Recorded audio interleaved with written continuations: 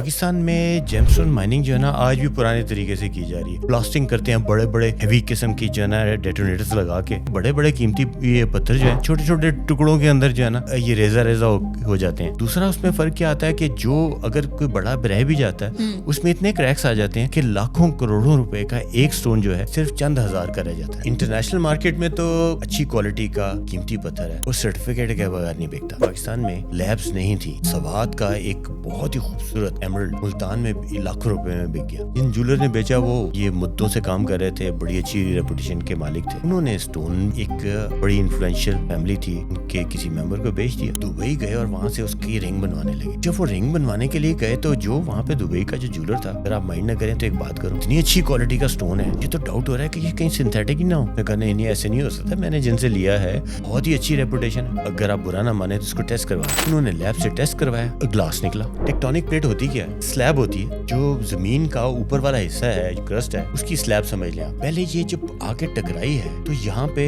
Africa, south America और हमारा area ये एक ही ये स्लैब में थे। वो जब टकराई यहाँ पर आई, ये सब अलग हो गए। नॉर्थ अमेरिका में भी है, हर जगह भी ये पाए जाते हैं, ग्रीनलैंड के अंदर भी है। अस्सलाम वालेकुम। डॉक्टर फारूक महमूद भट्ट जो कि पीएचडी हैं जेमस्टोन ट्रीटमेंट एंड रिसर्च में, लेकिन ज़िंदगी का वसी तजर्बा रखते हैं।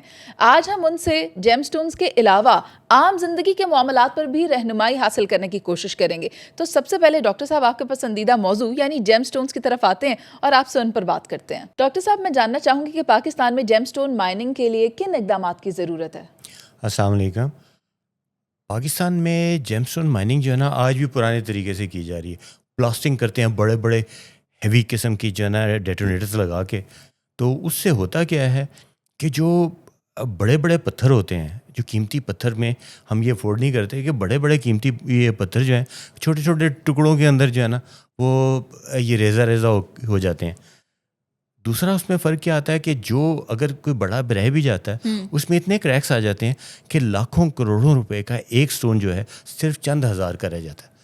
तो उसके लिए हमें जो लेटेस्ट जो टेक्निक्स हैं माइनिंग की उसके ऊपर तवज्जो देनी पड़ेगी। एक तो ये है कि हमें छोटे डेटोनेटर से जो माइन के जो आउटर साइड है वहाँ पर हमें डेटोनेट करना चाहिए। जब अंदर हम ये पहुँचते हैं तो हमें ये वाटर जेट कटिंग जो है जो लेटेस्ट है उसके साथ हमें लेटेस्ट है। जी हाँ बिल्कुल, ये मतलब काफ़ी सालों से बाहर आ चुकी है। हमारे लिए लेटेस्ट है पाकिस्तान में, लेकिन बाहर ये बहुत सालों से ये इसी तरह से काट रहे हैं। उसके बाद फिर हम प्रेशर के साथ, पानी के साथ जो उसकी मिट्टी और जो मदर रॉक है ना उसको अलग करते हैं। अच्छा। फिर जब स्टोन्स नज़र आने शुरू हो जाते हैं तो ब्रशेस के साथ और ये शवल्स के साथ और उसको जो है आहिस्ता आहिस्ता करके वो निकालते हैं ताकि ना उसमें क्रैक आए, ना वो टूटे और छोटे हो जाएं। मैं इस वक्त हमारे यहाँ पर जो सबसे जो लेटेस्ट तरीके से जो कर रहे हैं, लेटेस्ट तरीके से कह लें या एहतियात से कह लें, वो गिलगित बल्तिस्तान में एक्वा मरीन की शिगर की माइन के ऊपर का काम हो रहा है।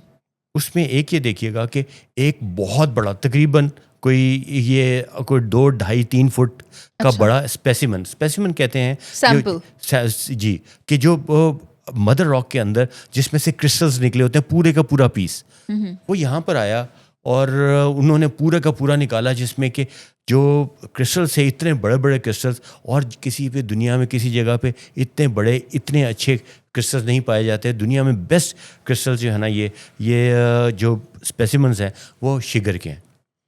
अच्छा। आप हैरान होंगी कि उसकी यहाँ पे इतनी कीमत लग गई कि लोग हैरान रह गए।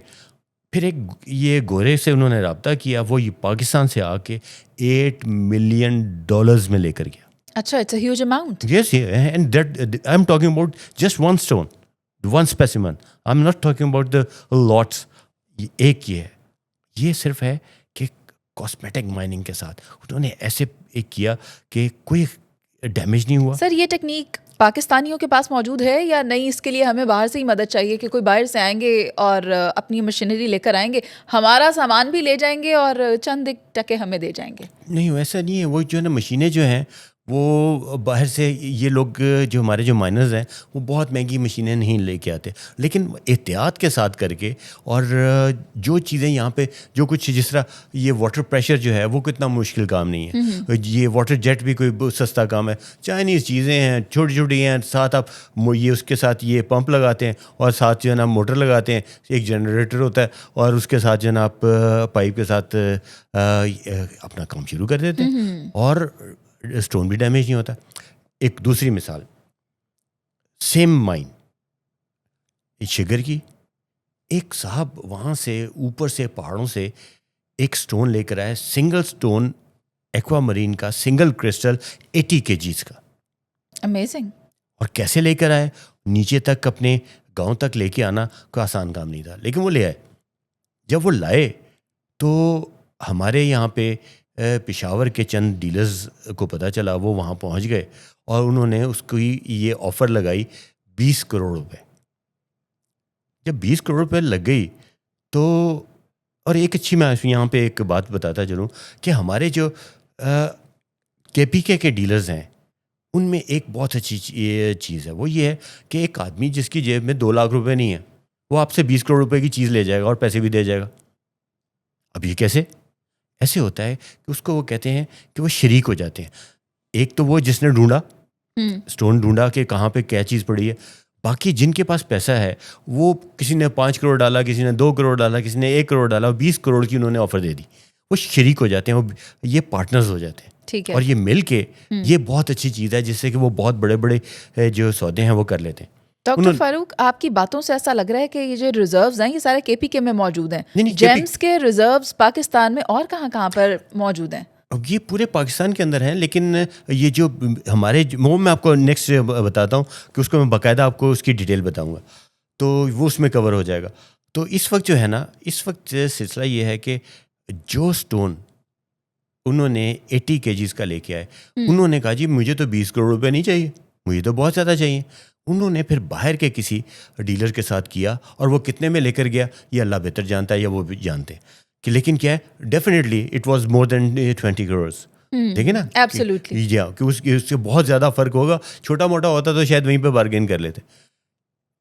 تیسری مثال, سیم مائن, ابھی پچھلے ماہ میرا جو بڑا بیٹا ہے وہ سعد فاروق, وہ جرمنی میں وہیں سے جیمالوجی کی اور وہاں پہ ایک آکشن ہاؤس میں جیمز جیولری اینڈ واچز کا انچارج ہے.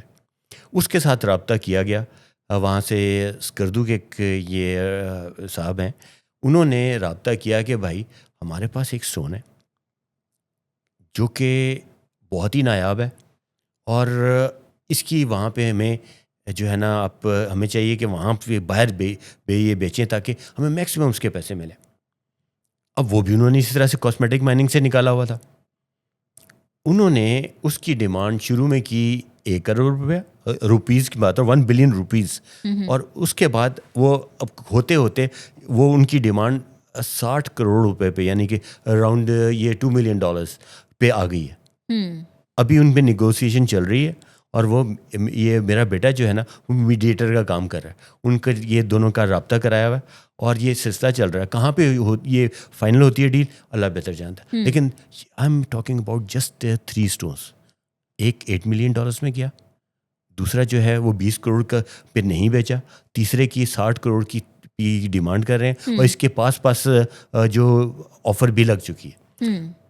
یہ فرق ہے کاسمیٹک مائننگ کا اور جو ہماری بلاسٹنگ کر کے جو ہم بڑے بڑے جو ڈیٹونیٹرز لگا کے جو ہم کرتے ہیں اس سے. اور ہمارے یہاں پہ اگر ہم اس کے اوپر ہمیں باقی جگہوں پہ بھی یہی کام کریں, ہم سیفائرز ہمارے پاس بے شمار ہیں, ہمارے پاس روبی بھی ہے, ہمارے پاس یہ پیریڈو ہے, دنیا کے بہترین یہ سٹونز ہیں, تو ہم ان میں بھی یہی چیزیں ہم اگر یہ اپلائی کریں. ایمرلڈ ہمارا سوات کا آؤٹ کلاس, تو اس کے اندر بھی اگر ایسے ہی کریں تو ہم بڑے بڑے سٹونز کو بچائے یہ کہ لاکھوں کروڑوں روپے کے سٹونز کو ہم چند ہزاروں میں تبدیل کر دیتے ہیں. تو ہمیں اس کے اوپر بہت زیادہ توجہ دینی ہے. ایگزیکٹلی, ٹیکنیک بہتر ہوگی تو پھر اس کا معاوضہ بھی اچھا ہوگا. معاوضہ ہوگا. پاکستان کے لیے فورن ایکسچینج ہے. دیکھیں نا جو $8 ملین لے کر آیا یہ اس نے پاکستان کو میں دیا نا, یہاں پہ اس کا یہ $8 ملین تو یہ ہمارے یہ گورنمنٹ کو ملا نا. تو میرے خیال میں یہ بہت ضروری ہے. ڈاکٹر صاحب پاکستان میں جیم سٹونز کے ریزروز کتنے ہیں؟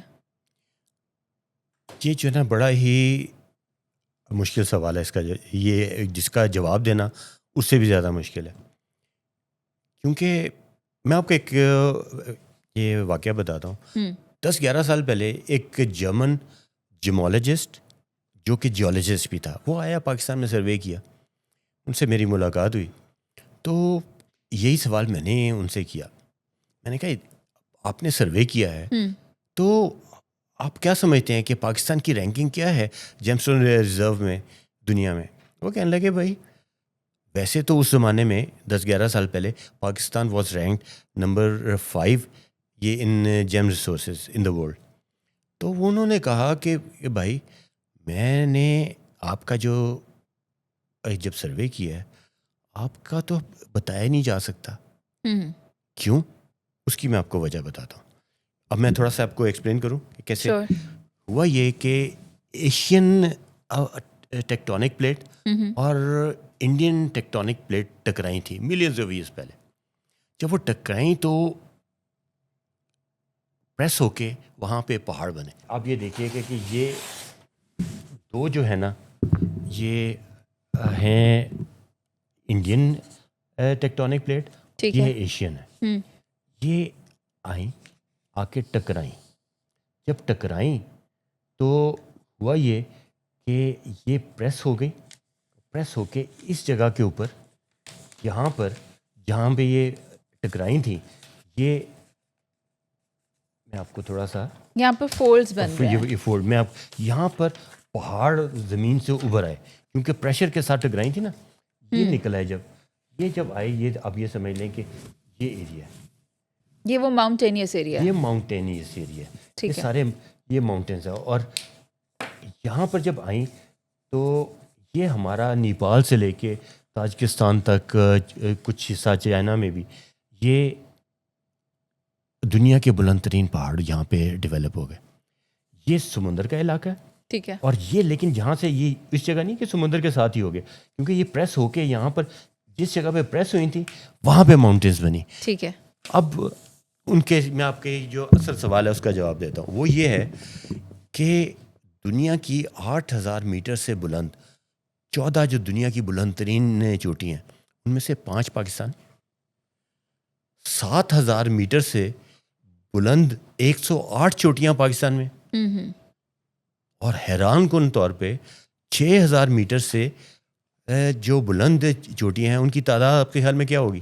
انگنت ہوگی جیسے کہ آپ بتا رہے ہیں. 4,500. اچھا. یہ سب پہاڑ جو ہیں یہ 12 مہینے جو ہے یہ تو برف سے ڈھکے رہتے ہیں.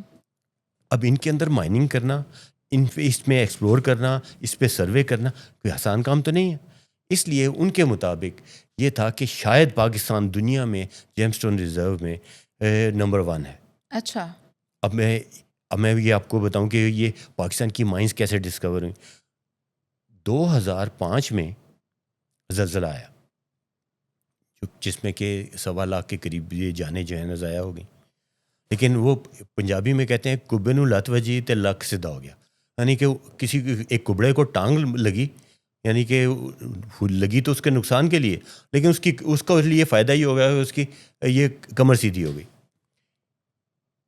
جب 2005 میں زلزلہ آیا تو جو غیر آباد اور جو بہت ہی بلند پہاڑ تھے وہاں سے لینڈ سلائڈز ہوئی، اور کیونکہ وہ عام لوگوں کی گزرگاہ بھی نہیں تھی اور وہاں پہ لوگ رہتے بھی نہیں کیونکہ اتنی سردی ہوتی، تو وہاں پہ لوگ جو گزرتے تھے، جو ٹریولرز تھے، جو یہ آن فٹ جاتے ہیں، انہوں نے کہیں پہ دیکھا کہ لینڈ سلائڈ ہوئی ہے، اس کے اندر سے ایک کرسٹلز نظر آ رہے ہیں. انہوں نے اوپر جا کے یہ تلاش کرنا شروع کر دیا، کیونکہ یہ ہر کوئی چاہتا ہے کہ اس کے یہ جیمز اس کے پاس ہوں، وہ بیچے، وہ بھی بزنس کرے، پیسے کمائے.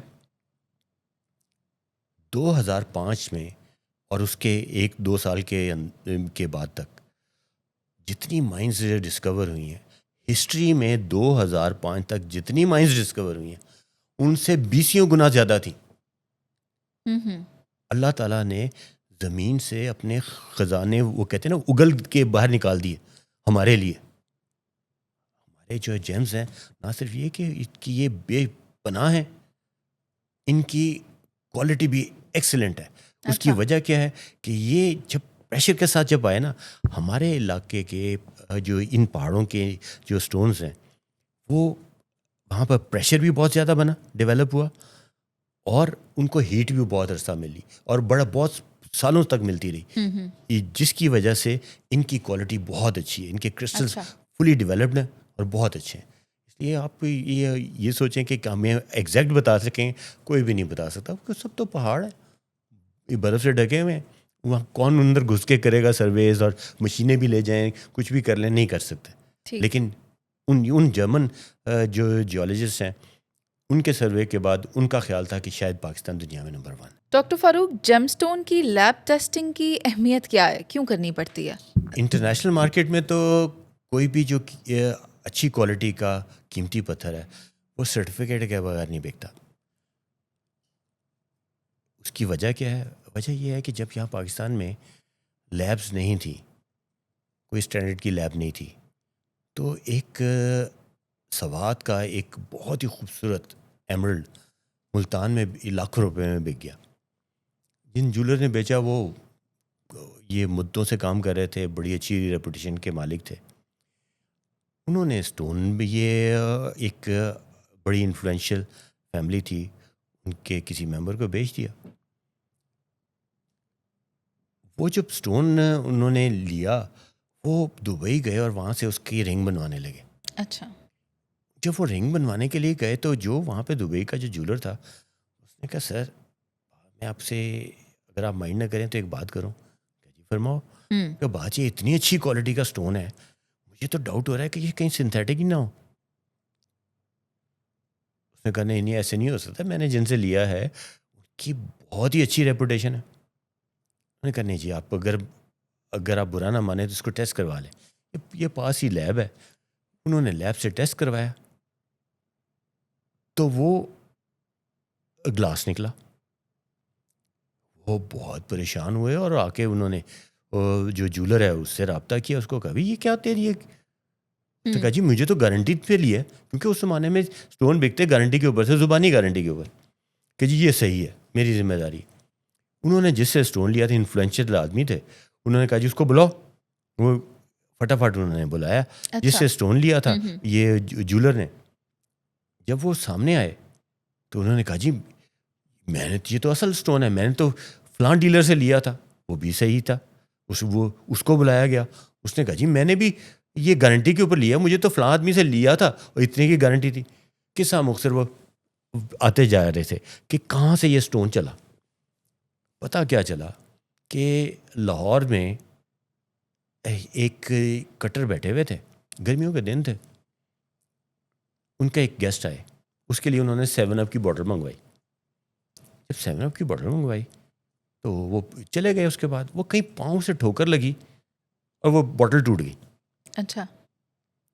وہ 7 اپ کی بوٹل ٹوٹی, وہ فارغ بیٹھے ہوئے تھے, گرمیوں کے دن تھے, انہوں نے نا اس کو تراش دیا, اور وہ اتنا خوبصورت کلر 7 اپ بوٹل گرین جو ہے نا کلر, اور ٹرانسپیرنٹ تھا گلاس. وہ ایسے ہی کوئی آیا, کوئی یہ ان کے پاس آیا ڈیلر, تو اس نے کہا یہ کیا ہے؟ اس نے کہا جس طرح سے 7 اپ کی بوٹل. انہوں نے کہا کیا ہوا ہے؟ اس نے کہا جو مرضی دے دو یار. اس نے کہا جی مجھے تو بڑا اچھا لگ رہا ہے, میں لے جاؤں. اس نے لے جاؤ. اس نے کہا جی اچھا چلو. اس زمانے میں اس نے 50 روپے اس کو دے دیے. جب 50 روپے دے دیے اس نے, سر اس وقت تو 7 اپ کی بوٹل کی بھی کیا پرائس ہوگی؟ بہت زیادہ ہوگی. تو یہ اس زمانے میں آنے چلتے تھے, 8 آنے ہوگی. تو انہوں نے جو ہے وہ جو اسٹون ہے وہ آگے بیچ دیا 200 روپے میں, بتا کے کہ یہ گلاس ہے. 200 روپے والے نے آگے بیچا یہ 2000 روپے کا, بغیر بتایا, یہ گارنٹی کے ساتھ. اب گارنٹی شروع ہو گئی کہ گارنٹی کے ساتھ کہ بھئی یہ تو ایمرلڈ ہے. جس نے 2000 کا لیا اس نے 8000 کا بیچا. اس طرح کرتے کرتے کرتے یہ وہاں تک پہنچا. زبانی گارنٹی پہ سب ہوتا تھا. پرانی بات ہے, جو یہ ہمارے پاس لیب ہم نے شروع کر دی تھی یہاں پہ, تو ایک یہ گلگت بلتستان سے ہنزا سے ایک صاحب آئے. اچھا. اور ایک اسپنل ایک اسٹون ہے, اس کا اسپیسیمن لے کے آئے, یعنی کہ وہ یہ اس کے اندر یعنی کرسٹل تھا اس کے اندر 2 سیفائر لگے ہوئے تھے اور 2 تورملین کے یہ کرسٹلس تھے, جو کہ بڑا یونیک کمبینیشن ہے کہ اسپنل ہو اور اس کے اندر یہ ہو. تو میں نے کہا یار یہ مجھے تو نیو اوریجنل لگتا بھائی, کیونکہ یہ تو ریئر کمبینیشن ہے, بہت ہی ریئر کمبینیشن ہے. اس نے کہا میری گارنٹی ہے. میں نے کہا دیکھ لو یار. کہتا ہے میری گارنٹی ہے. میں نے اس کو پیمنٹ کرنے سے پہلے میں نے لیب میں لے گیا جا کے. جب میں نے نیا اس زمانے میں, یہ 2007 کی بات ہے, میں نیا GIA سے جیولوجیکل انسٹیٹیوٹ آف امریکہ سے ڈائمنڈ گریڈنگ کا کورس کیا تھا, تو میں ان کی یہ وہ مائکروسکوپ بھی لے کے آیا. تو میں نے مائکروسکوپ میں دیکھا تو اس میں بہت ہی پرومیننٹ تھی ایلفی سے جوڑے ہوئے تھے وہ جو کرسٹل سے. میں لے کر اس کے پاس آیا, میں نے کہا یہ تو بھائی ایلفی سے لگے ہیں. ابھی وہی آدمی, وہی ڈیلر مجھے کچھ عرصہ پہلے, مطلب کہ آدھا گھنٹہ پہلے مجھے گارنٹی دے رہا ہے, میری گارنٹی ہے بھائی, میری گارنٹی ہے. اب وہ کیا کہتے ہیں, میں نے کہا یہ تو یار یہ تو ایلفی سے لگے ہیں. کہتا مجھے بھی شک تھا, اسی سٹنگ کے اندر ایک ہی دفعہ میں آدھے گھنٹے کے بعد کہہ رہا مجھے بھی شک تھا. اور پہلے وہ سینے پہ ہاتھ رکھ کے کہہ رہا تھا کہ یہ میری گارنٹی. ایسے سلسلہ ہوتا ہے. اس لیے جو ہے نا ضروری ہے کہ اس لیے اب جو ہے نا صرف قیمتی اسٹون نہیں بکتا, اس کے ساتھ ایک کاغذ بھی بکتا ہے, وہ سرٹیفکیٹ ہوتا ہے. اصل میں سرٹیفکیٹ بکتا ہے, 7 اسٹون بکتا ہے. اب یہ کیا وہ GIA کی سرٹیفکیشن ہوتی ہے؟ نہیں, وہ GIA کی بھی ہو سکتی ہے, لیکن وہ اتنے چارجز ہوتے ہیں, پھر وہاں پہ ویٹ کرنا پڑتا ہے. تو بے شمار اب اچھی لیبز دنیا میں آ گئی ہیں. اور پاکستان میں بھی ہیں, لیکن اس اسٹینڈرڈ کی نہیں ہے. ابھی GIA جو دنیا کی ٹاپ کی جو لیبز ہیں, GIA ہے, گوبلن ہے, GRS ہے, SSEF ہے, یہ نہیں ہے. اور IGI ہے, وہ ہے HRD ہے. ان میں سے ابھی تک پاکستان میں یہ نہیں آئی, لیکن ابھی بھی جو ہیں وہ بہت اچھے لوگ پرائیویٹلی یہ آ گئے ہیں. تو اس لیے اب یہ اہمیت ہے ہماری یہ جیم لیب کی. اور اس کے بغیر سنتھیٹک اتنے ایسے آ گئے ہیں کہ پہچاننا ہی مشکل ہے. ڈاکٹر صاحب, کیا ہر جیم سٹون کو ٹریٹمنٹ آف ویرائٹی کے ذریعے بہتر کیا جا سکتا ہے؟ ویسے تو نون جو ہے وہ بہت زیادہ سٹونز نہیں ہیں جن کی ٹریٹمنٹ ہو رہی ہے, 30-40 ہوں گے. ویسے جو جیم سٹونز ہیں وہ اس وقت تقریباً 8500 سے زیادہ نون ہیں, جس میں سے صرف 30-40 کا یہ معلوم ہے کہ جی ان کے ٹریٹمنٹ ہو رہے ہیں اور ریگولر ہی ہو رہے ہیں, ڈفرینٹ قسم کے ٹریٹمنٹ ہو رہے ہیں. لیکن میرا ماننا یہ ہے کہ ہر جیم سٹون کا ٹریٹمنٹ ہو سکتا ہے. اچھا, اگر جیم سٹون کو سمجھنا تو ایسے سمجھیں کہ جیسے اللہ کی مخلوق ہے انسان, پتھر بھی اللہ کے بنائے ہوئے ہیں. جس طرح ایک انسان کا علاج کیا جاتا ہے, آج سے 50 سال پہلے چلے جائیں تو بے شمار ایسی بیماریاں تھیں جن کے ٹریٹمنٹ اس وقت تک دریافت ہی نہیں ہوئے تھے, لیکن آج وہ ٹریٹیبل ہیں. سملرلی ہمیں ان جو سٹونز ہیں جن کے ٹریٹمنٹ کے معلوم نہیں ہیں, آنے والے وقتوں میں وہ بھی آ جائے گا. بالکل اسی طرح سے جس طرح کے انسان کے جو علاج ہو رہے ہیں, اب تو ٹرانسپلانٹ بھی ہو رہے ہیں جو کہ پہلے اس کا تصور بھی نہیں تھا. اسی طرح سے ہر سٹون کا میرا ماننا ہے کہ اس کا ٹریٹمنٹ کیا جا سکتا ہے. یہ الگ بات ہے کہ ابھی تک وہ دریافت نہیں ہوا, اس لیے سب کا ہو سکتا ہے. سر, میں اپنی سمجھ کے لیے پوچھنا چاہوں گی کہ کسی سٹون کو ٹریٹمنٹ کے ذریعے بہتر بنایا جا سکتا ہے, کول کو تو ڈائمنڈ نہیں بنایا جا سکے گا نا؟ بنایا جاتا ہے, کیوں نہیں بنایا جاتا؟ وہ تو پریشر سے بنے گا, خود سے تو نہیں کیا جا سکتا نا. پریشر کیا چیز ہے, ایک ٹریٹمنٹ ہی ہے نا. اب جو HPHT ہوتا ہے, ہائی پریشر ہائی ٹیمپریچر, اس سے وہ پریشر بھی دیتے ہیں ٹیمپریچر بھی دیتے ہیں.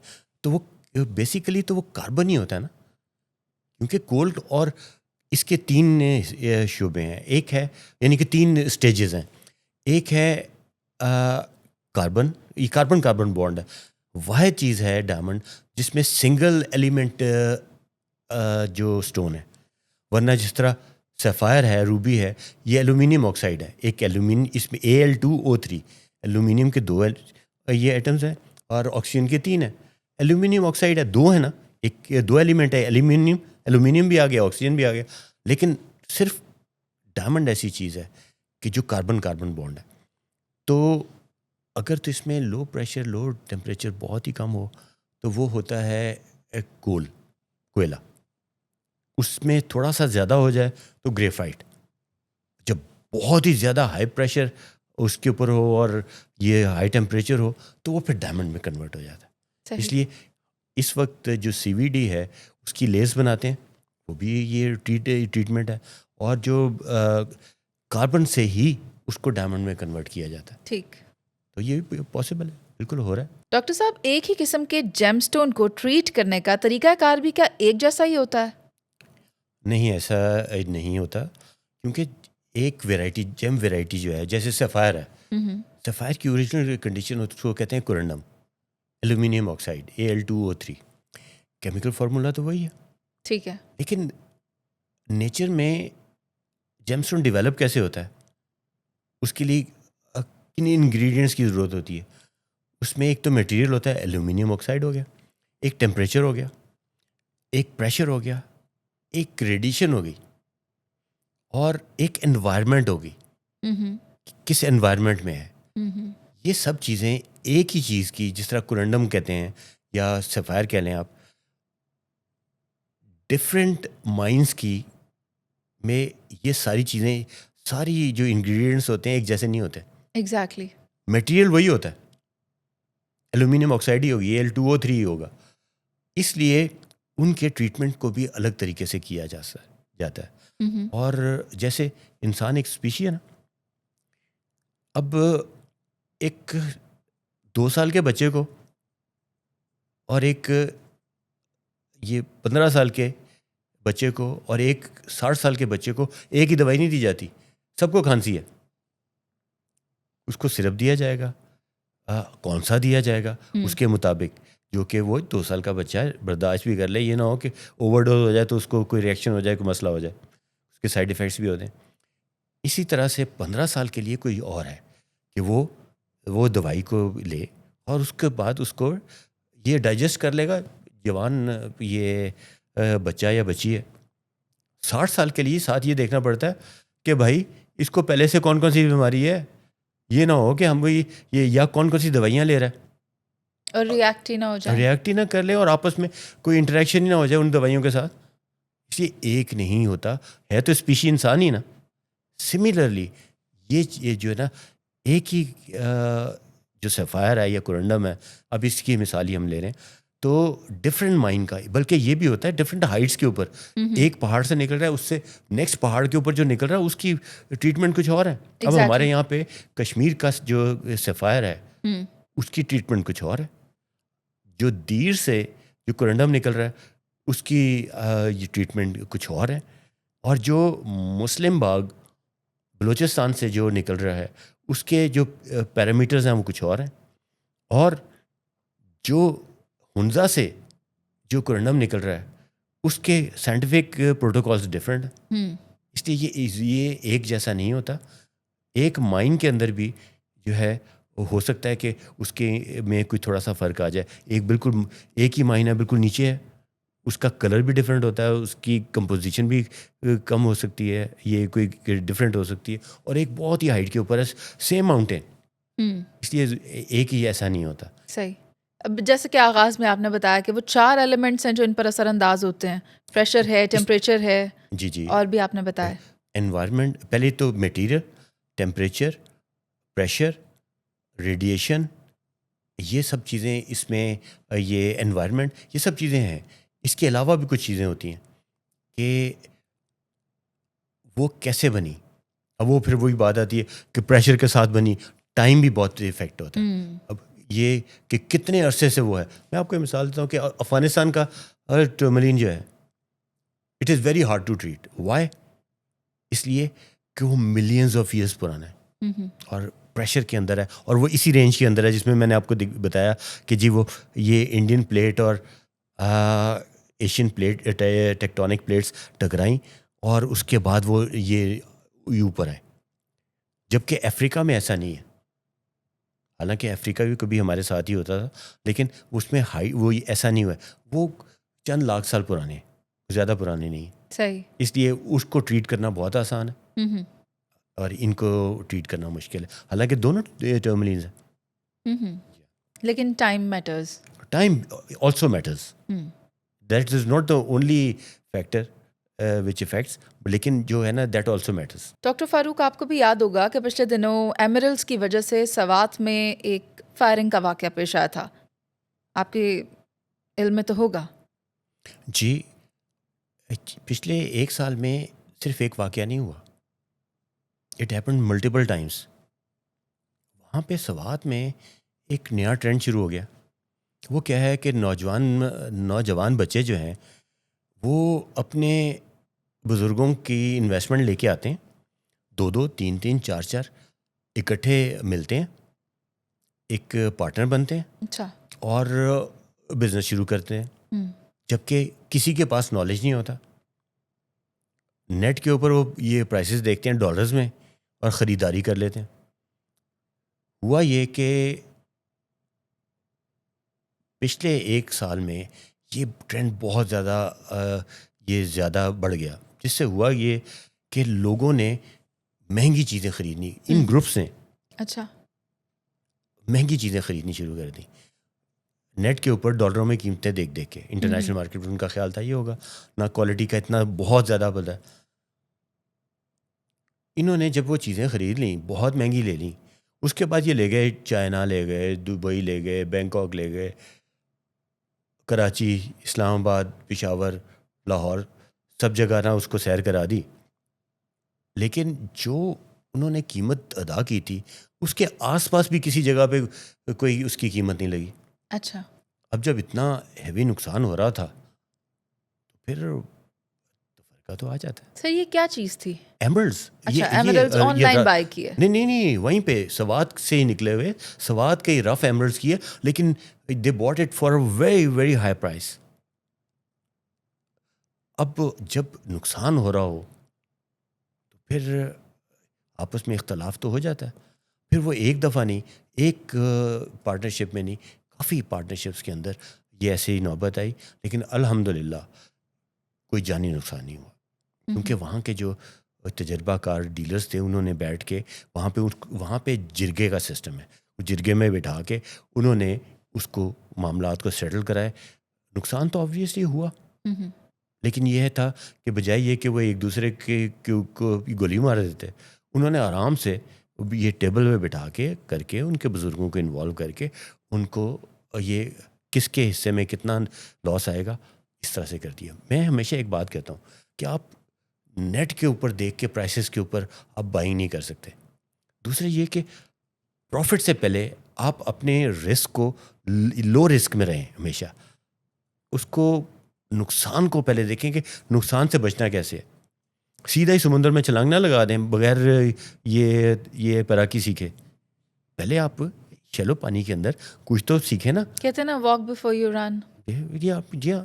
لیکن بات یہ کہ اس کے اندر جب آپ کرتے ہیں تھوڑا سا آپ کو یہ تیرنا آتا ہے پھر آپ جائیں. دوسری چیز یہ کہ اگر کسی کے پاس 100 روپے ہے تو میں ہمیشہ کہتا ہوں کہ پہلے 10 روپے سے شروع کرو. 10 روپے کے بہت شروع میں چانسز ہوتے ہیں نقصان کرنے کے، تو 10 روپے میں جان چھوٹ جائے گی، باقی 90 تو ہوں گے نا. تو اس لیے یہ ہے کہ میرے یہ نوجوان نسل کو، نئے آنے والوں کو یہ ہے کہ کسی پہلے کوئی جو ایکسپیرینسڈ ہے ڈیلر اس کے ساتھ اٹیچ ہو جائے، یا کوئی بائنگ کرنے سے پہلے خاص طور پہ کوئی بڑی رقم کی کوئی چیز خرید رہے ہیں تو اس سے مشورہ کر لیں. کیونکہ کوالٹی اور جو پرائس ہے، اگر ان دونوں میں آپ نے غلط کوالٹی، ہلکی کوالٹی لے لی یا آپ نے بہت زیادہ پے کر دیا تو نقصان تو پھر ہوگا. رائٹ. تو اس لیے جو ہے نا یہ فائرنگ اس وجہ سے ہوئی تھی. لیکن الحمدللہ اب جو ہے نا نیکسٹ جو پارٹنرشپس ہو رہی ہیں اس کے اندر یہ ایسا نہیں ہو رہا، کیونکہ ایک دفعہ جب انہوں نے دیکھ لیا کہ کیا حالات ہو رہے ہیں تو الحمدللہ.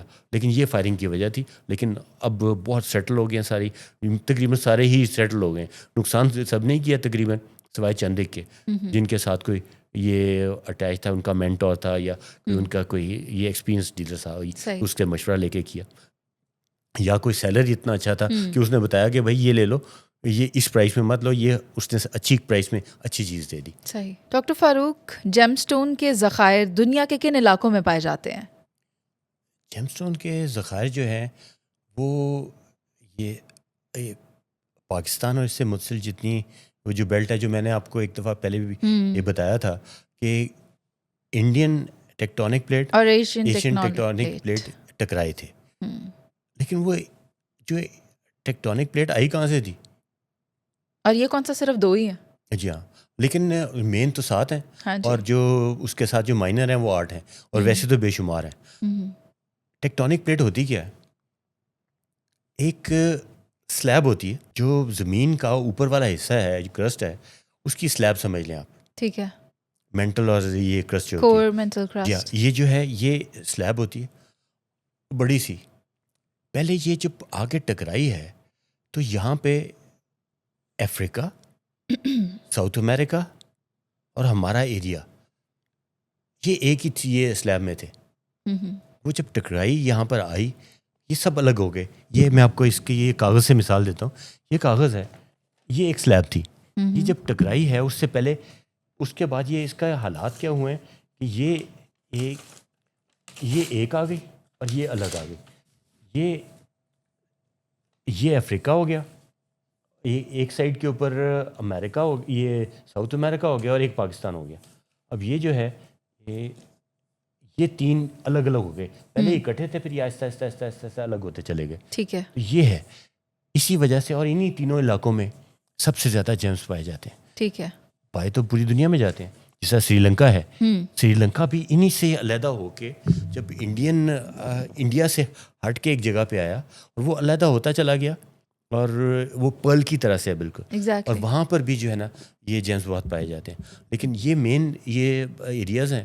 اور باقی تو یہ نارتھ امریکہ میں بھی ہیں، ہر جگہ بھی یہ پائے جاتے ہیں. لیکن یہ گرین لینڈ کے اندر بھی ہیں. لیکن یہ سب سے زیادہ انہی علاقوں میں، ساؤتھ امریکہ، افریقہ، اور ہمارے ہم یہ پاکستان کے پاس جو اتنے پہاڑ ہیں بلند ترین جو ہے، ان میں پاکستان بھی بہت بہت زیادہ ہے. افغانستان میں بہت ہے، تاجکستان میں ہے. تو یہ وہ علاقے ہیں جہاں دنیا میں سب سے زیادہ جیمز پائے جاتے ہیں. صحیح. ڈاکٹر فاروق، آپ بریک میں ایک قصہ سنا رہے تھے کہ کچھ لوگ یہ سمجھے کہ جن آئے اور آپ کا سٹون لے کر چلے گئے. وہ کیا واقعہ؟ ہم چاہیں گے کہ وہ بھی آپ ہم سے شیئر کریں. کیا واقعی کوئی جن آئے تھے یا وہ سٹون غائب ہو گیا تھا؟ ہوا کیا تھا؟ یہ بھی ایک عجیب ہی واقعہ ہوا کچھ یوں کہ میرے پاس گلگت بلتستان سے ایک ڈیلر نے کچھ سیمپلز بھیجے تو ملین کے چند سٹون سے کہ ان کو آپ ان پہ ریسرچ کریں کہ اگر ان کو ٹریٹ کر کے بہتر کیا جا سکتا ہے، ان کی کلیئرٹی بہتر ہو سکتی ہے، کلر بہتر ہو سکتا ہے. میں نے ان کو بہت سارے اور سٹونز کے ساتھ نہ ٹریٹ کر دی. جب ٹریٹ کیا اور اس کو جو ہے نا ہم نے جب ان کو نکالا تو وہ سٹون غائب ہو گیا. بالکل ایسے ہی تھا جیسے کہ کوئی اٹھا کے لے گیا، کوئی خلائی مخلوق اٹھا کے لے گئی. باکس میں سیف پڑا ہوا تھا کہیں؟ نہیں، جہاں سے غائب ہوا، جہاں ٹریٹ کیا نا. اچھا. وہ ٹریٹمنٹ ہوتا ہے، جو ٹریٹمنٹ وہ جو یہ فرنس تھی، اکوپمنٹ تھا. اکوپمنٹ میں سے جب ہم نے باہر نکالا تو باقی سٹون سارے موجود تھے، یہ تقریباً سارے موجود تھے. وہ نہیں تھا. ایک بند ایک اکوپمنٹ میں سے وہ غائب ہو گیا. رکھا بھی خود تھا میں نے. اور وہ کیسے وہاں سے جا سکتا ہے، سمجھ سے باہر تھا.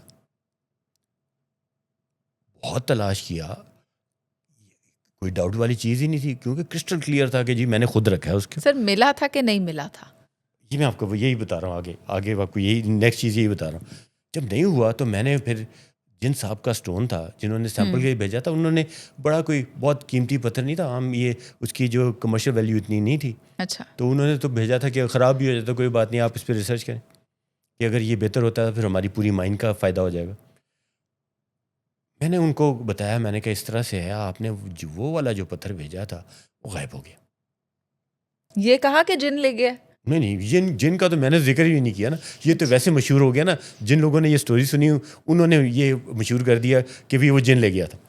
کیونکہ جب تک وہ نہیں ملا نا تو یہ سب لوگ جو ہے نا وہ یہ کہنے لگے کہ یہ کوئی ہو نہ ہو، یہ کوئی جن لے گیا.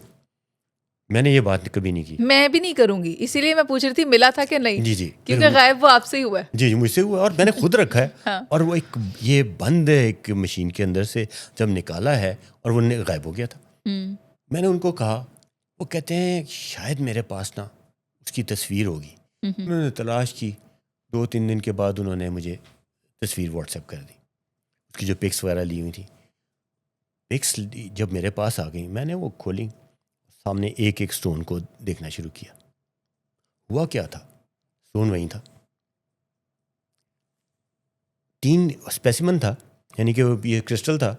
ایک سائڈ سے بالکل بلیک تھا, درمیان سے وائٹ تھا, اور دوسری سائڈ سے ویری ویری ڈارک گرین تھا. ٹریٹمنٹ کے بعد جو بلیک تھا وہ ڈارک گرین ہو گیا, جو اس کا دوسری ایج جو تھی گرین تھی جو کہ ویری ڈارک گرین تھی, وہ بہت ہی لائٹ ایکوا گرین ہو گئی.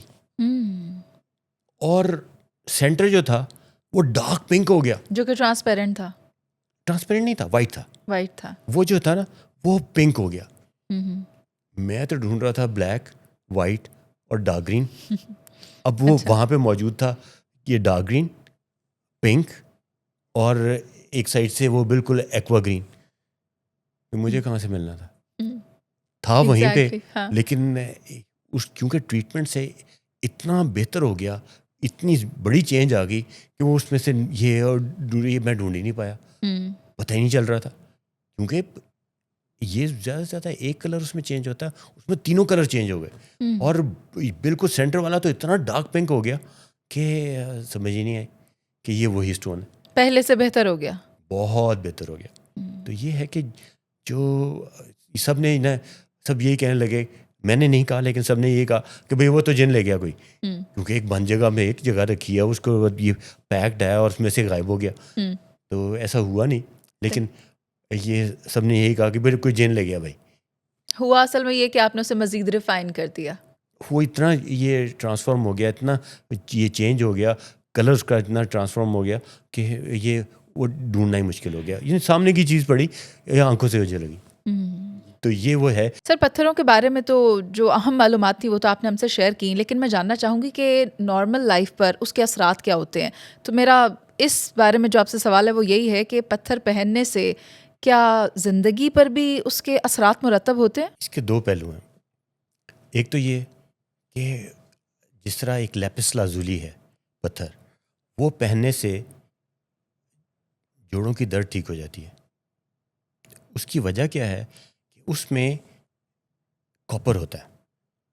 جو کاپر ہے وہ ویسے ہی جوڑوں کے لیے بہت اچھی دوائی کے طور پہ بھی ہے.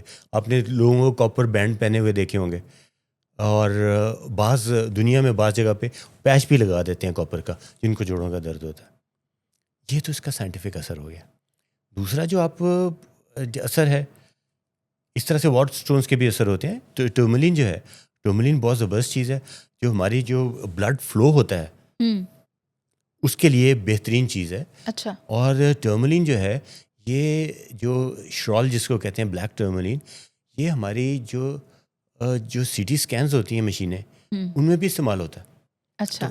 ان کے وہ جو سائنٹیفک اثرات تو اپنی جگہ پہ یہ ہیں, اس میں اس سے تو کوئی ڈینائل ہے ہی نہیں. دوسری چیز کہ ویسے انسان کے اوپر کیا اثرات ہوتے ہیں. ویسے تو خوبصورت چیز دیکھ کے ویسے ہی انسان میں حشاش بشاش ہو جاتا ہے. جس طرح صبح کے وقت نکلتا ہے, باہر نکلتا ہے تو گرینری دیکھ کے ویسے ہی فریش ہو جاتا ہے. سملرلی پتھروں کو دیکھ کے بھی ایک خوشی کا احساس تو ہوتا ہے نا. کوئی بھی اچھی خوبصورت چیز دیکھیں تو کچھ کلرز کے امپیکٹ ہوتے ہوں گے, کچھ اچھے لگتے ہیں. نہیں وہ تو ہے, آپ کو کسی کو ہر آدمی کو کوئی الگ چیز, کلر الگ چیز زیادہ پسند ہوتی ہے. لیکن اصل چیز یہ ہے کہ جو اثرات ہوتے ہیں کہ زندگی بدل گئی یہ محبوب قدموں میں ان چیزوں کی طرف اب آ رہا ہوں. اب لوگ اس کے اوپر بہت زیادہ یقین کرتے ہیں. لوگ پہن لیتے ہیں. اب ہم سے بہت سارے لوگ سٹونز لے جاتے ہیں کہ جی کہ بچی کی شادی ہو جائے جلدی سے. آپ کے پاس وہ پتھر ہوتا ہے؟ نہیں وہ میں تو کبھی کسی کو ریکمینڈ نہیں کرتا, لیکن وہ کسی نہ کسی سے پوچھ کے آئے ہوتے ہیں. اچھا. تو جو یہ ذائچہ نکالتے ہیں یا ہاتھ دیکھتے ہیں وہ ان سے پوچھ کے آئے ہوتے ہیں. اور کوئی آتا ہے جی کہ جی روزگار جو ہے نا اس میں اضافہ ہو جائے, نوکری مل جائے, یہ سر یہ باتیں بہت زیادہ پائی جا رہی ہیں سوسائٹی میں، کیا ان کا حقیقت سے تعلق ہے؟ تعلق کا تو میں آپ کو ایک واقعہ سناتا ہوں. ایک صاحب میرے پاس چند سال پہلے آئے، 40-45 سال کی ایج ہوگی، پڑھے لکھے، ایک اسکول کی چین جو ہیں ان کے مالک. وہ آ کے آئے اور مجھ سے کہنے لگے کہ مجھے کسی نے روبی پہننے کے لیے کہا ہے، تو مجھے کوئی روبی دے دیں. میں نے روبی دے دیا. انہوں نے چاندی کی رنگ بنوائی، پہن لی. 15 دن کے بعد وہ واپس آ گئے. اور ایک دم سے نا، وہ جب کوئی انٹر ہوتا ہے تو ایک اس کی وائب آتی ہے، فیلنگ آتی ہے، پریشان. اور آ کے بیٹھے، کہتے ہیں میرے ساتھ تو بہت ہی جو ہے نا سمجھ ہی نہیں آئی کہ میرے ساتھ ہوا کیا. میں نے یہ انگوٹھی پہنی، ان 15 دن کے اندر یہ ڈاکو مجھے پڑ گئے. رائیونڈ روڈ سے رات کو بیگم کے ساتھ شادی سے واپس آ رہے تھے، سڑک میں درمیان میں ایک بائک گری ہوئی تھی، اس کے پاس 2 لوگ یہ زخمی حالت میں تھے. انہوں نے گاڑی روکی ہے، ساتھ ہی اصل میں وہ سب ڈرامہ تھا، ساتھ ہی وہ ڈاکو آئے، ان کی بیگم کا زیور لے گئے، ان کی گھڑی وغیرہ، پیسے وغیرہ، والیٹ وغیرہ سب لے گئے، انگوٹھی چھوڑ گئے. اچھا. نوکرانی گھر سے قیمتی سامان لے کے رفو چکر ہو گئی. شاید انہیں وجوہات سے انتہائی پریشان تھے. ہارٹ کی پلپٹیشن بڑھی، کیا ہوا؟ ایک رات ہاسپٹل میں گزار کے آئے. کہنے لگے اس نے تو میرا بیڑا غرق کر دیا بھائی، تو یہ آپ یہ پتھر یہ لے لیں، مجھے کوئی پیسے بھی نہیں چاہیے. میں نے کہا نہیں جی، جتنے جو آپ نے میں نے دے دی. اب اس سٹوری کا یہاں پہ وہ چلے گئے، وہ سٹوری ختم ہو گئی. میں نے کہا نہیں، جو کچھ بھی ہے میں اس پتھر کو خود پہنتا ہوں. یہ کہہ رہے ہیں نا، لیکن میں پہنتا ہوں. میں نے ہمارے پاس یہ خرم ہے جو کہ ادھر ورک شاپس وغیرہ میں نا جو ہمارا کام کرواتے ہیں. میں نے ان کو یہ دیا، میں نے کہا میرے رنگ سائز کروا دیں، یہ لے جائیں. انہوں نے جیب میں ڈالا، چلے گئے. راستے میں ان کا ایکسیڈنٹ ہو گیا، ٹانگ ٹوٹ گئی. Same stone. 8 مہینے وہ پلاسٹر میں رہے، ان پہ راڈز لگائیں، پھر جو بھی سلسلہ ہوا، 8 مہینے تک وہ کسی پراپر طریقے سے کام نہیں کر سکے. یہ تو وہی سیم سٹون تھا. میں نے پھر بھی کہا، میں نے کہا میں خود پہنتا ہوں. میں نے وہ رنگ سائز کروا کے نا اپنا میں نے پہن لی. میں اس لیے سٹون نہیں پہنتا کہ مجھے سارے یہ ہر کوئی پوچھتا ہے کہ ڈاکٹر صاحب آپ یہ کیوں یہ پہن رہے ہیں، یا آپ کے یہ اسٹارز کے ساتھ جا رہا ہے، یا اس کا کوئی فرق ہوا، یہ پڑا وہ ہوا. تو میں یہ اتنے سوالات سے بچنے کے لیے بھی نہیں پہنتا. لیکن وہ والا سٹون پہننے کا مجھے شوق تھا. اچھا پھر کیا ہوا؟ وہ تجسس تھا نا، وہ تھا کہ دیکھیں یہ ایز اے سائنٹسٹ ریسرچ کرنا تو میرا کام ہے. میں کہا پہن کے دیکھتا ہوں. جی میں نے پہن لیا، 1 مہینے تک پہنا. لیکن وہی لوگوں کے سوالات، جی یہ آپ کے کیوں پہنا ہوا ہے، یہ کون سا ہے، کیا چیز ہے وہ. تو 1 مہینے میں میرے ساتھ تو کوئی کچھ بھی برا نہیں ہوا، شاید کوئی اچھا ہی ہوا ہو. 1 مہینے کے بعد میں نے یہ رنگ اتاری اور رکھ دی، کیونکہ لوگوں کے سوالات اتنے ہوتے ہیں. میرے پاس ایک پنجاب یونیورسٹی کے پروفیسر آتے ہیں. وہ جب اسٹوڈنٹ تھے تب سے ان کو پامسٹری، اسٹرالوجی اور نیومرولوجی ان ساری چیزوں کا شوق تھا.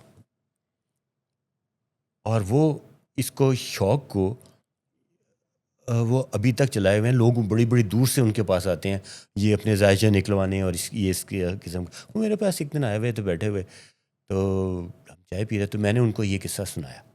میں نے کہا اس طرح سے ہوا تھا، میں نے 1 مہینہ وہ رنگ پہنی، لیکن مجھے تو کچھ بھی نہیں ہوا، کوئی برا تو نہیں ہوا، شاید کچھ اچھا ہی ہوا ہو. تو وہ ایک دم نا اپنی کرسی سے اچھلے، تسی تہجد پڑھتے ہو؟ یعنی کہ آپ تہجد پڑھتے ہیں؟ میں نے کہا جی. کہتا پھر تو انہوں کی ہونا سی، یعنی کہ پھر آپ کو کیا ہونا تھا. یہ وہ واقعہ ہے جو کہ فرسٹ ہینڈ ہوا، اور میں اس کا یہ میرے سامنے ہوا اور میں نے وہ پہنی بھی. As a scientist and researcher میرا یہ ماننا ہے کہ جو چیز آپ کو سمجھ نہیں آتی نا آپ اس کی نفی کریں کہ یہ ہو ہی نہیں سکتی، نہ اس کو یہ کہیں کہ یہ ضرور ہوگی، اچھا، جب تک کہ آپ کو اس کا کوئی آپ اس میں کلیئر نہ ہو جائیں، چیز واضح نہ ہو جائے. جو اصل بات ہے کہ اللہ ہی سب کچھ جانتا ہے. یعنی اس کے اثرات ہوتے ہیں. نہیں، میں کچھ بھی نہیں کہوں گا کہ جو کچھ بھی ہے اب ان کے اوپر اثرات تھے تو یہ 2 لوگوں کے اوپر اسی سے ان کے اثرات تھے، میرے اوپر نہیں ہوئے. تو یہ جو باتیں ہیں نا، اس لیے یہ آپ فیصلہ آپ خود کریں کہ ہوتے ہیں کہ نہیں ہوتے. لوگوں نہیں، پر چھوڑ دیتے ہیں اس کا فیصلہ. یا آپ خود استعمال کر کے دیکھ لیں، پتہ چل جائے گا. یا تو یہ ہے کہ یہ بھاگتی بھاگتی آپ بھی آئیں گی کہ میرے ساتھ تو یہ ہو گیا، یا آپ چھلانگیں مارتی آئیں گی کہ بہت اچھا ہو گیا. تو یہ آپ نے فیصلہ کرنا ہے، یا آپ کہیں گے کچھ بھی نہیں ہوا. یہ 3 چیزیں ہیں نا. تو مطلب ایک نے ٹانگ توڑوا لی، ایک نے واردات کرا لی، میں بھی کچھ گواہ ہاسپٹل کراؤں گی. نہیں کچھ اچھا بھی تو ہو سکتا ہے نا. اچھا. ایسے لوگ بھی لیکن میں تہجد اگر اب نہیں پڑھ رہی تو مجھے تو لگے گا میرے نال بھی کچھ ہونا ہے. نہیں تو پڑھ لیں. نہیں پڑھتے بھی ہیں. جی. تو وہ اس میں ایسا ہوا کہ بہت سارے لوگ ایسے بھی آئے جنہوں نے کہا جی کہ ایک صاحب ہیں ہم سے وہ نیلم لے کے گئے اور وہ یقین نہیں کرتے، بہت بڑے یہ انڈسٹریلسٹ ہیں. ان کی بیگم مجھ سے لے کے گئیں کہ جی وہ تو یقین نہیں کرتے، لیکن ہم انڈیا گئے تھے تو وہاں پہ ہمیں ایک، کیونکہ انڈیا میں تو یہ بہت زیادہ یہ ہے نا کہ وہ تو یہ کس دن کیا کام کرنا ہے، کون سا اسٹون پہننا ہے اس میں. تو انہوں نے کہا جی کہ انہوں نے کہا تھا، وہ مجھ سے ایک بلو سفائر لے گئی. ہسبینڈ آئے بھی نہیں، ان کے یہ رنگ، ایک رنگ لے آئیں کہ جی اس کا سائز بنوا دیں، اور بنوا دیا. انہوں نے وہ پہنا. اب وہ جب انہوں نے پہنا تو کوئی 6-7-8 مہینے کے بعد نا ان کا ویٹ بڑھ گیا، اور وہ رنگ تھوڑی سی ٹائٹ ہو گئی ان کو، کیونکہ انگلی کا بھی تو ہیوی ہو گئی نا. تو میں نے کہا جی وہ کہتے ہیں جی کچھ کام کریں کہ وہ رنگ جو ہے نا اسی وقت ہی ہو جائے. میں نے کس طرح سے نہیں ہوگا، وہ رنگ لائیں گے، ورک شاپ جائے گی، پھر ہوگا. انہوں نے کہا نہیں جی.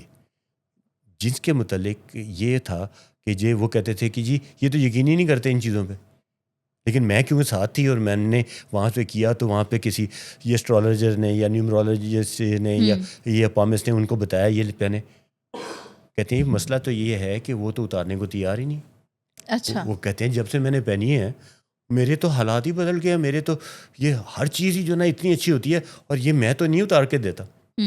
اس لیے فیصلہ آپ نے خود کرنا ہے کہ صحیح ہے غلط ہے، جو کچھ بھی ہے بات آخر میں وہی ہے، سب اللہ جانتا ہے. ایکسپیرینس کر کے دیکھ لیں. میں تو یہ ہمارا تو یہ ہے کہ ہم تو ایکسپیرینس کی ریسرچر ہیں، سائنٹسٹ ہیں، نہ انکار کرتے ہیں نہ اقرار کرتے ہیں. صحیح. ہم ایسا کرتے ہیں، اس بات کا فیصلہ ہم عوام پر چھوڑ دیتے ہیں. جی بالکل بالکل بالکل، عوام خود فیصلہ کریں. ڈاکٹر صاحب، آپ اس بات کی ترغیب دیتے ہیں کہ اگر گفتگو کی جائے تو الفاظ کا چناؤ بہتر ہو اور غیبت نہیں کی جانی چاہیے. ان کی وجوہات کیا ہیں؟ غیبت کے متعلق تو قرآن پاک میں ذکر ہے اور اسے اپنے مردار بھائی کے گوشت کھانے کے مترادف قرار دیا گیا. اور ہم کسی کی غیر موجودگی میں ہم برائی کر کے نہ صرف یہ کہ کسی کا دل دکھاتے ہیں بلکہ اپنا ٹائم بھی ویسٹ کرتے ہیں، اور جس کے ساتھ کر رہے ہوتے ہیں اس کے دل میں بھی جو ہے نا بدگمانی اس شخص کے متعلق یہ پیدا کر رہے ہوتے ہیں. اس لیے اس سے تو پرہیز کرنا چاہیے. جہاں تک الفاظ کا چناؤ ہے، یہ بہت امپورٹنٹ چیز ہے، بہت امپورٹنٹ ہے.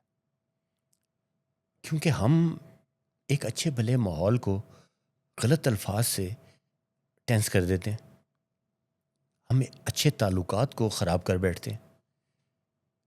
ہمیں اس کا بہت زیادہ اس کی احتیاط کرنی چاہیے. جس طرح ہم کہہ رہے الفاظ کے چناؤ میں کیا، جس طرح میں کہتا ہوں جی میں تو اس سے بہت نفرت کرتا ہوں، اس کی جگہ ہم یہ بھی کہہ سکتے ہیں وہ مجھے بہت زیادہ پسند نہیں ہے. دیکھیں نا، چبھتے ہوئے الفاظ کو ہم کٹ کر دیں، بات تو وہی ہے لیکن کہنے کا انداز ہے نا تو وہ بہت جھوٹا ہے، وہ سچ کا استعمال کم کرتا ہے. اب یہ دیکھیں نا، یا اگر سامنے بیٹھا ہے تب بھی کہتے ہیں کہ تم جھوٹ نہ بولو. کہتے یار کہ بھائی یہ سچ کا استعمال کیجیے گا. اسی طرح سے بہت ساری چیزیں ہیں جو کہ ہم الفاظ کے چناؤ میں احتیاط سے ان کو یہ بہتر کر سکتے ہیں. اور جس نے نہیں کرنی نا، غیبت نہیں کرنی، کسی نے ایسا نہیں کرنا. میں آپ کو ایک قصہ سناتا ہوں، حقیقی قصہ ہے. اچھا. پرانے وقت کی بات ہے، کافی بہت سال پرانی بات ہے. جس وقت یہ ہم لوگ یہ یونیورسٹی میں تھے. یونیورسٹی کا ایک بیچ، میں تو اس میں شامل نہیں تھا، لیکن یونیورسٹی کا ایک بیچ گیا جی اپنے تھیسس کے لیے ایک پروجیکٹ کرنے کے لیے کسی گاؤں میں. پنجاب کے تھے، یہیں پہ کسی گاؤں میں، یہ پاس ہی، لاہور کے پاس ہی. تو جب وہاں پہ گئے تو سردیوں کے دن تھے، شام کو کرنے کے لیے کچھ ہوتا نہیں. اور گاؤں کی زندگی اس زمانے میں تو بالکل ہی ایسا تھا کہ یہ موبائل وغیرہ کا سلسلہ نہیں تھا، تو کرنے کو کچھ نہیں ہوتا تھا. وہ سارے وہاں پہ نا گاؤں کے ایک کارنر میں ایک مائی تھی، وہ مکئی کے دانے اور جو چنے ہوتی ہے یہ بھونتی تھی. اچھا. اور سردیاں تھی، سارے جو ہے نا لڑکے لڑکیاں ادھر چلے جاتے تھے. وہاں یہ جا کے وہ گرم گرم جو ہے نا وہاں پہ کرتے، چارپائیوں پہ بیٹھ جاتے تھے یہ، اور گپ شپ لگاتے تھے. ان کے ساتھ نا ایک وہاں گاؤں کے کچھ لڑکے لڑکیاں بھی تھے. اچھا. جو آ گئے تھے. تو وہاں پہ گئے تو انہوں نے کہا جی کہ یہ مائی جو ہے نا یہ کبھی کسی کی برائی کرتی نہیں ہے. کبھی ہم نے اس سے، ہم یہیں پہ پیدا ہوئے ہیں اسی گاؤں میں، نہ ہم نے سنا ہے نہ ہمارے بزرگوں نے کبھی سنا ہے یہ نہیں کرتی برائی. کہا یہ کون سی بات ہے؟ وہ جو بدنام ترین پولیٹیشنز دنیا کے لوگ، ان کے متعلق وہ ان سے ذکر کریں، وہ کہیں نہیں وہ اس کا ان کی برائی بھی نہ کرے، نہیں اس کا اچھا کام ڈھونڈ لے، نہیں وہ تو اس نے یہ اچھا کام کیا تھا، برائی کی طرف آئی نا. اب ان میں نا ایک ٹسل ہو گئی کہ بھئی ہم نے پنجاب یونیورسٹی میں واپس جانا ہے 15 دن کے اندر ہی، تو ہم نے مائی سے جو ہے نا کسی کی غیبت یا کسی کی برائی جو ہے نا اگلوانی ہے. اچھا. روز کوشش کریں. پھر وہ مائی ٹس سے ماسی نہ ہو. مائی کی کوئی ساسو ماں تھی؟ ہاں جی، ساسو ماں شاید نہ ہو، اگر ہوگی تو وہ کب کی مر کھپ گئی ہوگی، شاید اس کے بعد ہی اب وہ چینج سیاست دانوں پر کیا رائے دے گی؟ اس سے ہاں. اس کے قریبی رشتے داروں کے بارے میں پوچھتے تو شاید کسی کو کوئی برا بھلا کہہ بھی دیتی. بالکل یہ ہو سکتا ہے، لیکن ایسا ہوا نہیں. انہوں نے جو ہر بات آنا استعمال کر لیا. اچھا. پھر انہوں نے ایک فون کیا لاہور میں، کیونکہ ان کا ایک مختلف گروپس ہے جو کہ جا کے مختلف جگہوں پہ کر رہے تھے. وہ لڑکا جو ہے نا بہت شاطر تھا. اچھا. مشہور تھا کہ یہ جو ہے نا یہ بہت ہی شیطان ہے، بہت ہی شاطر لڑکا. سر میں بتا رہی ہوں شاطر ہوگا ذہین نہیں، سوال صحیح کرتا تو اماں برائی ضرور کرتی. نہیں لیکن یہ اب سنی نا کیا کری، وہ ساس کا شاید اس کو لڑکے کو خود بھی ایکسپیرینس نہیں ہو گیا، اس لیے وہ نہیں سوال کیا اس نے. وہ آیا، اچھا، اس کو بلایا، اس نے کہا جی بات ہی کوئی نہیں. بولے جی وہ گاؤں میں آ گیا، ویکینڈ کی پر پہنچ گیا گاؤں. اماں کے پاس گئے تو وہ اماں کے پاس کہتا ہے کہ اماں جی شیطان تے جڑانا بڑا ہی خبیث ہے، بڑا ہی ذلیل ہے، ساری دنیا اتنے لانتا بھیجتی ہے. اماں کیسے کیا کہتی ہے، نہ پتر نا شیطان نو کچھ نہ کہہ، وہ تے بڑا ہی بیبا ہے. اللہ تعالیٰ نے جڑا کام ہوتے ذمہ لایا نا وہ تے ہر وقت کردا رہندا. اس نے شیطان کی بھی برائی نہیں کی، تو جس نے نہیں کرنی اس نے نہیں کرنی.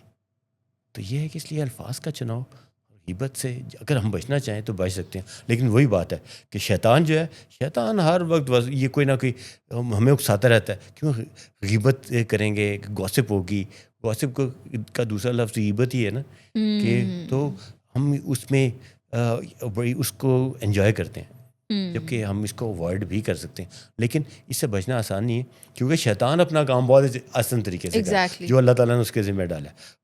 ہمیں برائی کرنے پہ اور غیبت کرنے پہ اکساتا ہی رہتا ہے. اس لیے ہر وقت اپنے آپ کو چیک کرنا چاہیے اور اعوذ باللہ من الشیطان الرجیم پڑھتے رہنا چاہیے. ڈاکٹر صاحب، صحیح فیصلے کرنے کا طریقہ کار کیا ہوتا ہے؟ پہلے تو یہ دیکھیں کہ ہم غلط فیصلے یہ کیسے کرتے ہیں جس سے بچا جا سکتا ہے.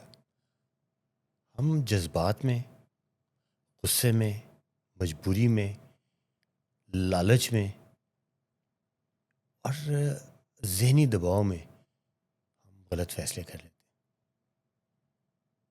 اس لیے ہمیں پہلے تو ان چیزوں سے پرہیز کرنا چاہیے. جب بھی ہم کوئی فیصلہ کریں ہم یہ دیکھیں کہ یہ ساری چیزوں میں سے کوئی ہمیں افیکٹ تو نہیں کر رہی. ان بائسڈ ہو کے کرنا چاہیے،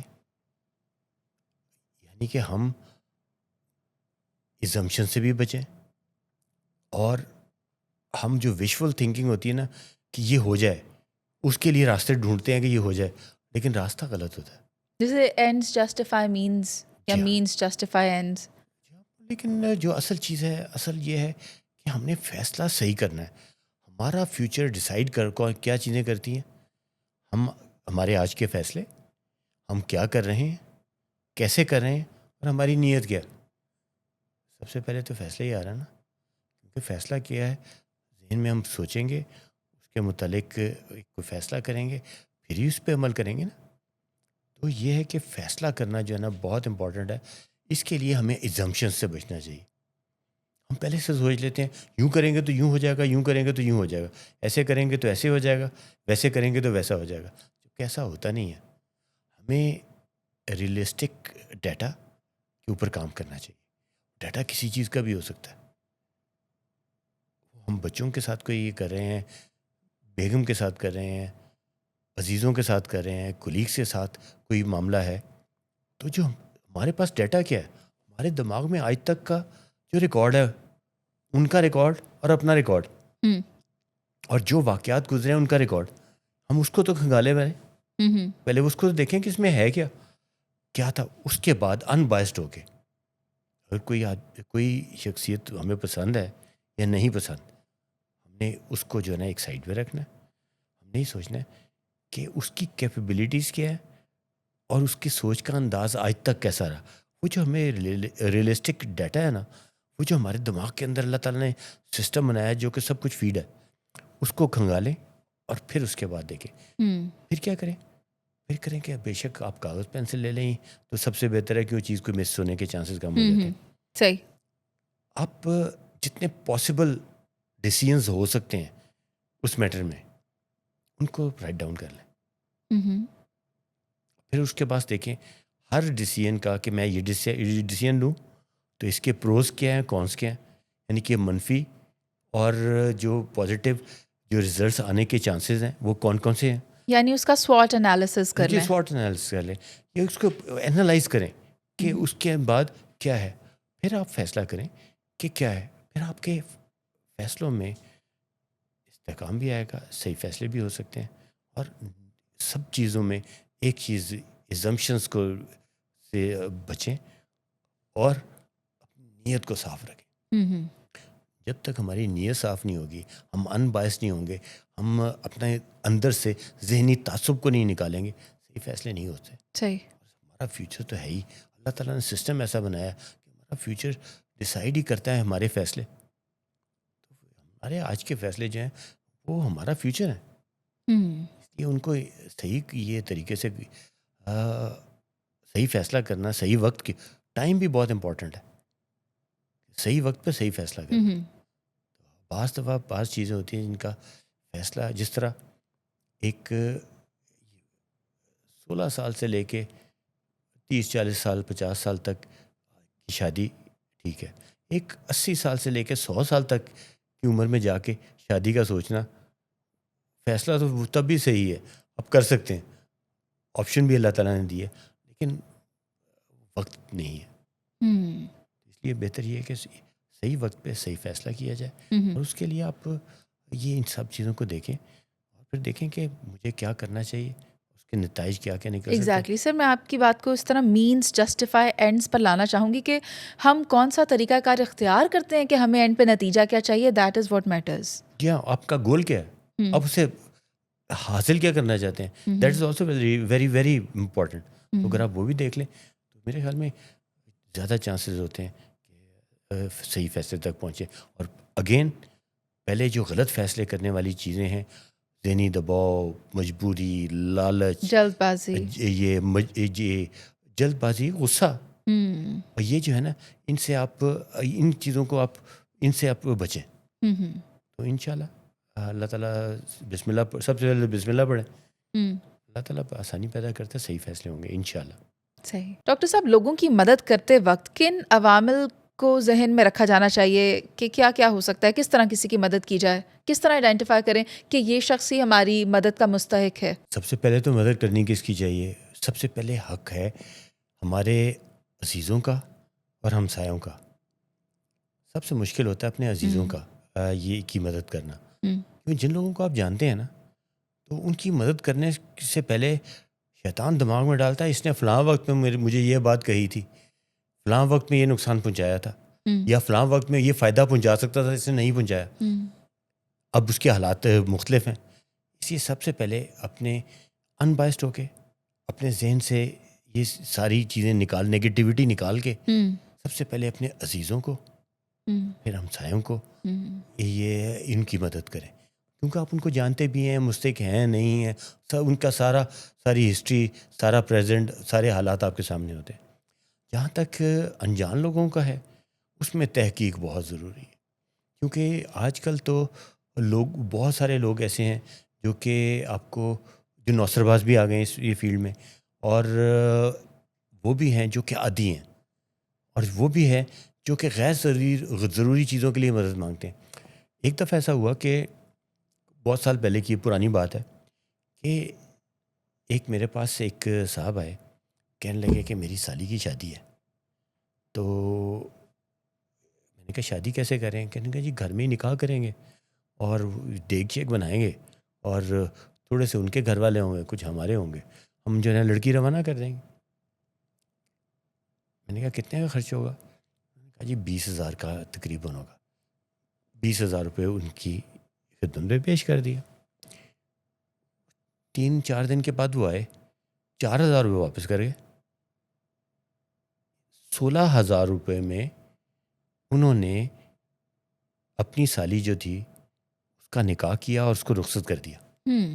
جوڑا بھی انہوں نے کسی سے یہ کسی سے لے کے، وہ ایک دن کی بات تھی، پہن کے ختم کر دی. ایک گارڈ تھے، وہ آئے، جی میری جو ہے نا بیٹی کی شادی ہے، یہ ہے، ٹھیک ہے. ان کو 15,000 روپیہ دیا. اسی دور کی بات بتا رہا ہوں. 15,000 دیا تو وہ 2 ہفتے کے بعد پھر آ گئے کہ جی وہ بیٹی کی شادی ہے. تو میں نے کہا 15,000 تو دیے تھے. کہتا ہے جی میری بیگم جو ہے نا 14,000 کا تو اس کا جوڑا لے آئی ہے. جبکہ وہ کسی سے کرائے پہ بھی لے سکتے تھے. اور وہ میں نے اس کو کہا پیسے مانگ کے شوق نہیں پورے کیے جاتے. ایگزیکٹلی.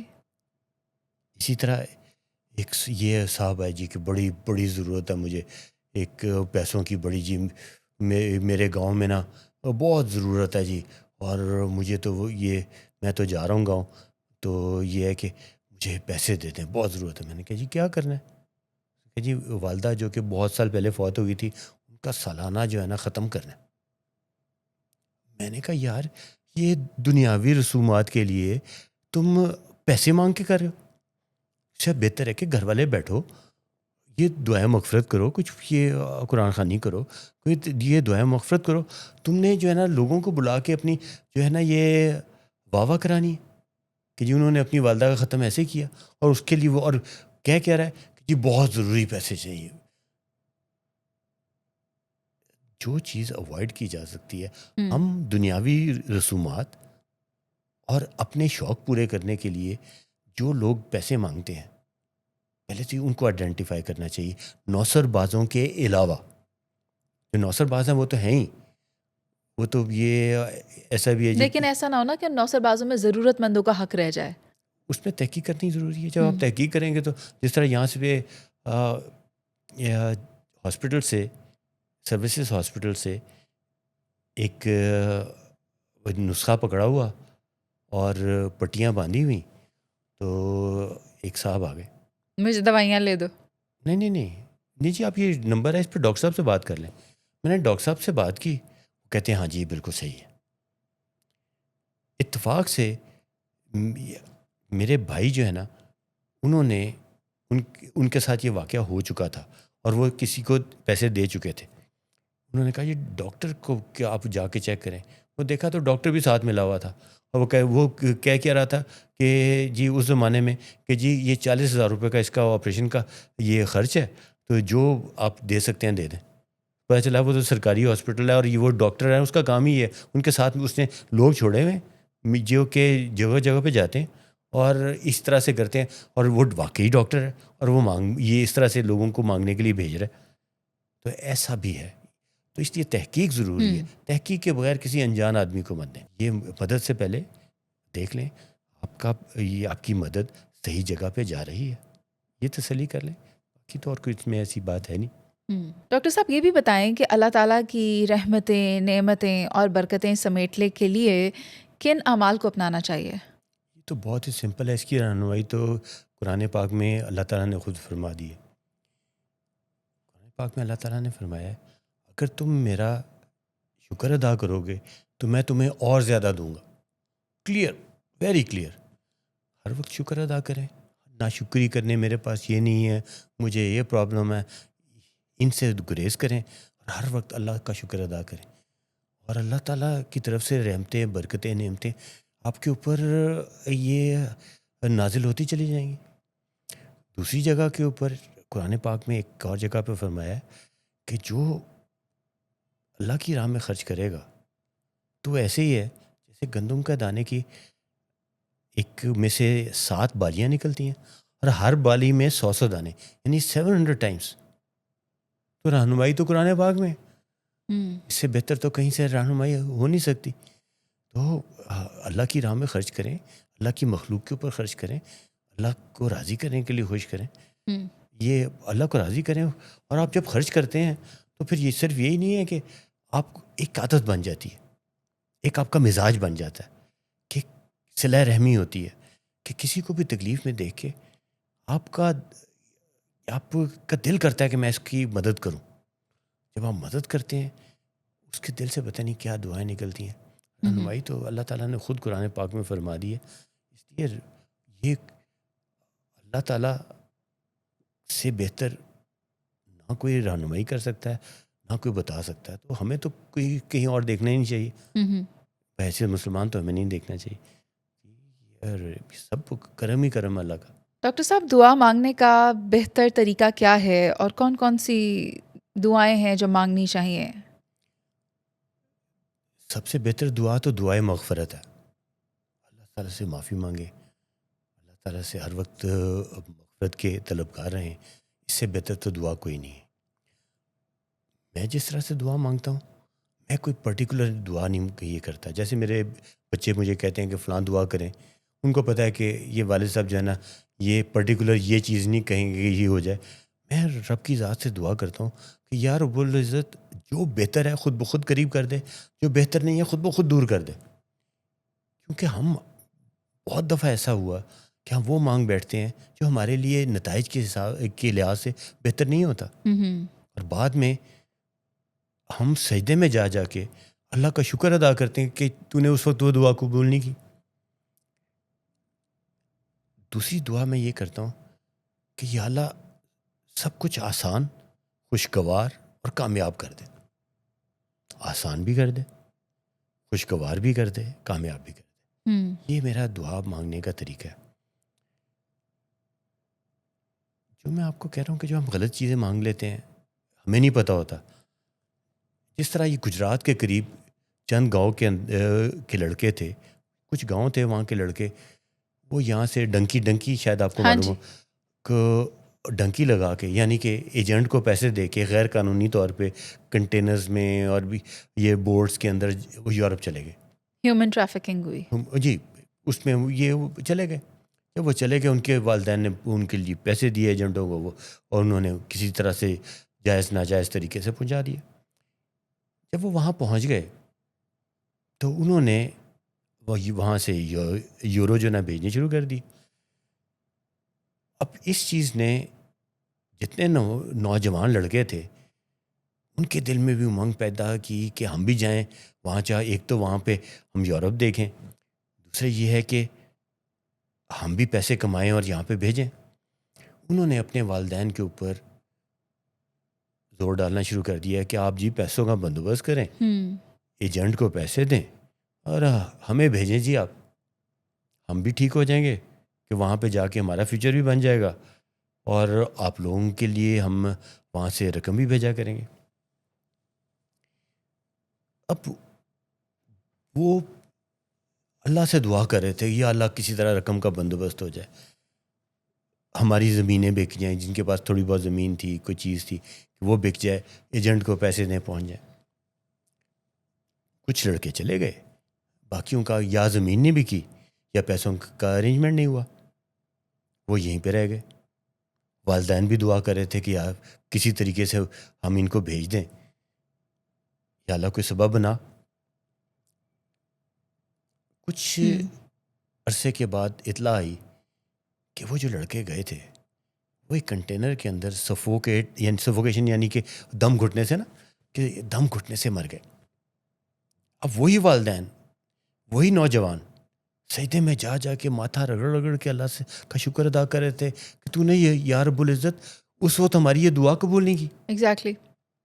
اس لیے سب سے بہتر دعا جو مجھے سمجھ آتی ہے وہ یہی ہے, یا رب العزت جو بہتر ہے خود بخود قریب کر دے, جو بہتر نہیں ہے دور کر دے. کیونکہ غیب کا علم تو ہمارے پاس ہے نہیں. اور ہم غلط چیز مانگ سکتے ہیں جو نتائج کے حساب سے کے لحاظ سے بعد میں بہت ہی یہ ہمارے لیے نقصان دہ ہو سکتی ہے, اور ہم اس کے لیے ہم یہ تاولے ہوتے چلے جاتے ہیں. اور ہمارے ملک میں رہتے ہوئے تو ویسے بھی یہ ایک کرائم ہے, پوری دنیا میں ایک کرائم ہے.